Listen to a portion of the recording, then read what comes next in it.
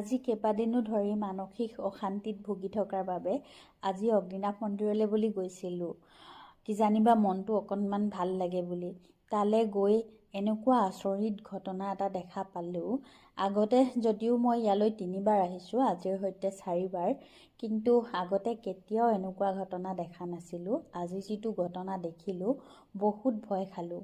ভিডিঅ'টোৰ শেষত মই আপোনালোকক জনাই দিম যে ঘটনাটো কি আছিলে। আৰু আজি প্ৰথমৰ পৰাই মোৰ মনটো একেবাৰে ভাল লাগি থকা নাছিলে। যেতিয়া মন্দিৰৰ গেটৰ ভিতৰলৈ সোমাই গৈছিলোঁ, তেতিয়াই মোৰ একেবাৰে গাটো শিয়ৰি উঠিছিলে। আৰু মোৰ মনৰ অনুভৱটো বহুত বেলেগ ধৰণৰ আছিলে। আপোনালোকক বুজাব নোৱাৰিম। ভয় বুলিয়েই ক'ম নে ভক্তি বুলিয়েই ক'ম, একো মই বুজাব